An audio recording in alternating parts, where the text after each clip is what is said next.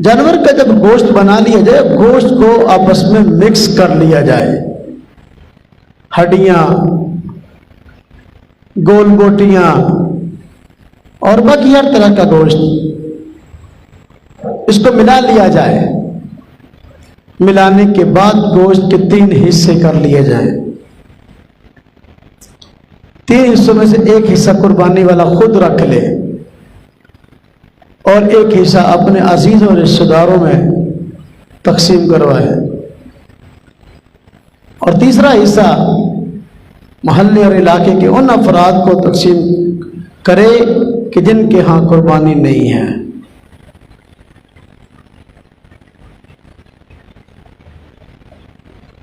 कुर्बानी का गोश्त आमतौर पर रस्म रिवाज की नजर हो जाता है। वो इस तरह के जिन लोगों के यहाँ कुर्बानी होती है वो खुद ही एक दूसरे के घरों में गोश्त देते रहते हैं। एक आदमी के घर में कुर्बानी है, वो दूसरे के घर में देने के लिए चला गया जिसके यहाँ कुर्बानी है, उसने ज़िबा किया तो वो इसके घर देने के लिए आ गया। तो ये काम चलता रहता है। जिनके घरों में कुर्बानी नहीं है उनके घरों में गोश्त नहीं पहुंचाया जाता। ये बहुत खतरनाक बात है। कुर्बानी माल रस्मों रिवाज के लिए नहीं है बल्कि अल्लाह का हुक्म पूरा करने के लिए है। लिहाजा इसमें सुन्नत ये है कि गोश्त के 3 हिस्से किए जाएं। तीसरा हिस्सा इलाके के उन हजरात के लिए हो जो कि कुर्बानी नहीं कर सकते, जिनके घरों में कुर्बानी नहीं है। खास तौर पे उनके घरों में गोश्त पहुंचाने का एहतमाम होना चाहिए। बस औकात इलाके में ईद के दिन भी कई ऐसे घर ऐसे होते हैं जिनके घरों में कुर्बानी नहीं होती, उनके घरों में फिर गोश्त नहीं पहुंचता। कई लोगों के घरों में फ्रिज भरी रहती हैं, कईयों को रखने के लिए जगह नहीं होती, दूसरों की फ्रिजों में रखने का सोच रहे होते हैं, लेकिन उसी मोहल्ले में उसी इलाके में लोग ऐसे होते हैं जिनके घरों में गोश्त पहुंचता ही नहीं है। तो इस चीज का बहुत एहतमाम किया जाए कि कुर्बानी के जानवर के 3 हिस्से किए जाए गोश्त के। तीसरा हिस्सा उन हजरात के घरों में पहुंचाया जाए जिनके घरों में कुर्बानी नहीं है।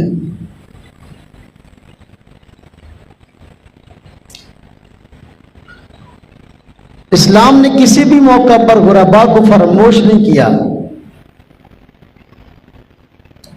ईद उल फित्र है तो उस मौका पर भी, ईद उल अजहा है तो उस मौका पर भी।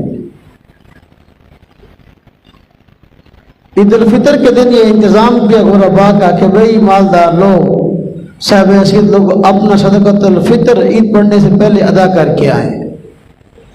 अब सदक़तुल फित्र किन को देना है? इलाके के उन्हीं हजरात को देना जो गुरबा है, ताकि ईद के दिन उनके घरों में भी खुशियां आ सके, उनके घरों में भी पैसे मौजूद हों। ईद उल अज़हा के मौके पर इसलिए कहा गया कुर्बानी के 3 हिस्से किए जाएं और एक हिस्सा जो है गुरबा के लिए, वो इलाके के लोग जिनके घरों में कुर्बानी नहीं है उनके घरों में गोश्त तक़सीम किया जाए। चूंकि ईद खुशी का दिन है, गुरबा के घरों में खुशियां आनी चाहिए। अच्छा, बाद लोग यूं करते हैं, कुर्बानी के गोश्त में कुर्बानी करने के बाद उसमें मन मर्जी का गोश्त अपना निकाल लेते हैं। अच्छी अच्छी बोटियां, अच्छे अच्छे पीस निकाल लेते हैं। मछलियां अलग कर लो, हाँ जी, हड्डियां वाला गोश्त खास तौर पर अलग कर लो। वो गोश्त जो है ना, अब अपनी पसंद का अपने लिए निकाल लिया, बाकी जो तकसीम कर दो। ये खिलाफ सुन्नत है।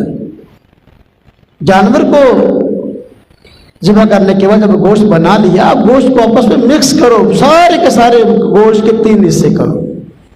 मन मर्जी का गोश्त ना निकालना।